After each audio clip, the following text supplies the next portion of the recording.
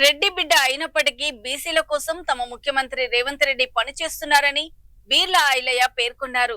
1931 తర్వాత బీసీ కులగణనను తమ ముఖ్యమంత్రి రేవంత్ రెడ్డి చేపట్టారని తెలిపారు.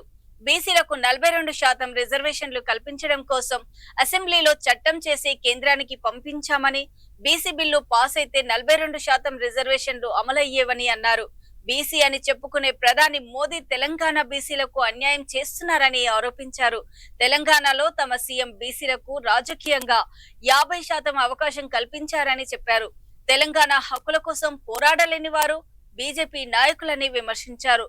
బీజేపీ అధ్యక్షుడు రామచంద్రరావు నోరు అదుపులో పెట్టుకోవాలని బీర్లా ఐలయ్య హెచ్చరించారు. ఈరోజు రాష్ట్ర బీజేపీ అధ్యక్షుడు రామచంద్రరావు మాట్లాడుతుంటే నిజంగా కూడా విడ్డూరం అనిపిస్తుంది. బీసీల గురించి మాట్లాడే నైతిక విలువ బీజేపీకి ఏమాత్రం కూడా లేదు. మరి నిన్ననే వాళ్ళు జాతీయ కమిటీ వేసారు. జాతీయ కమిటీలో కూడా తెలంగాణకు మొండి చేయి చూయించారు. తెలంగాణ నుంచి 8 ఎంపీ సీట్లు గెలిస్తే అత్యవసర మెజార్టీతో ఆడ మోడీ ప్రధానమంత్రి అయి ఆడ బీసీ ప్రధానమంత్రి అని చెప్పుకుంటాడు. బీసీలకు మొండి చేయి చూయిస్తాడు. మరి ఈరోజు బీసీల మీద ప్రేమ ఒలకబోస్తారు.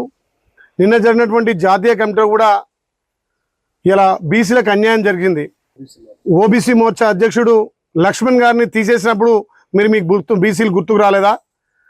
మొన్న ఏదైతే ఎలక్షన్ ముంగట బండి సంజయ్ గారు ఇక్కడ రాష్ట్ర అధ్యక్షుడు ఉంటే ఆయన్ని తొలగించి మరి ఒక ఓసీకి ఇచ్చినప్పుడు మరి బీసీల గురించి మాట్లాడలేదు.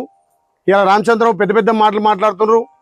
ఇలా ప్రజాప్రభుత్వం గౌరవ ముఖ్యమంత్రి రేవంత్ అన్న ఒక రెడ్డి బిడ్డ అయినా బీసీల కోసం 1931 తర్వాత ఇలా భారతదేశంలో కులగణన జనగణన జరిగిందంటే అది తెలంగాణలో రెడ్డి బిడ్డ ముఖ్యమంత్రి ఉండి కూడా బీసీలకు 42% ఉద్యోగ ఉపాధి స్థానిక సంస్థల్లో రిజర్వేషన్ కల్పించాలని అసెంబ్లీలో చట్టం చేసి గవర్నర్ ద్వారా కేంద్రాన్ని పంపితే మరి కేంద్రంలో మోడీ బీసీ అని చెప్పుకుంటాడు. మరి తెలంగాణలో ఇలా బీసీలకు అన్యాయం చేసిండా లేదా? మొన్న బిల్లు పాస్ అయితే 42% చట్టరీత్యా మరి ఉద్యోగ ఉపాధి స్థానిక సంస్థల్లో రిజర్వేషన్ వచ్చేది.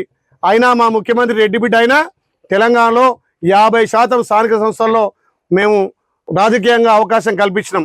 మరి ఏ ముఖం పెట్టుకొని రామచంద్రరావు ఇలా బీసీల గురించి మాట్లాడుతుండ్రు? తెలంగాణ నుంచి 8 ఎంపీ సీట్లు ఇస్తే కనీసం కేంద్రంలో మీ పార్టీలో ఎవరికి కూడా స్థానం కల్పించని మీరు తెలంగాణకు రావాల్సినటువంటి నిధులు కానీ తెలంగాణ రావాల్సిన హక్కులను కూడా కొట్లాడలేని దద్దమ్మలు ఇలా బీసీ అని చెప్పి మాట్లాడుతున్నారు. మా గౌరవ ముఖ్యమంత్రి రేవంత్ అన్న ఒక రెడ్డి బిడ్డ అయినా ఇవాళ తెలంగాణకు రాజధాని అయినటువంటి హైదరాబాద్ నడిబొడ్డున పోరాటం పటిమగలిగినటువంటి సర్దార్ సర్వై పాపన్న విగ్రహాన్ని ఇవాళ 4 గంటలకు ఆవిష్కరిస్తున్నాడు. అది బీసీల పట్ల ఉన్న శుద్ధశుద్ధి.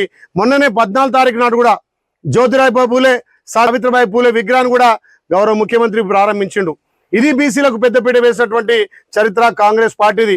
ఇవాళ మీ జాతీయ అధ్యక్షుడు బీసీ కాదు, మీ రాష్ట్ర అధ్యక్షుడు బీసీ కాదు, మరి మా జాతీయ అధ్యక్షుడు ఒక దళితునికి ఇస్తే ఆ దళితుని కూడా ఇవాళ కుల వివక్షణతో గంగాల జలతో శుద్ధి చేస్తున్నారు. ఇంకా అంటరానితనాన్ని మీరు ప్రజల మీద రుద్దుతున్నారు.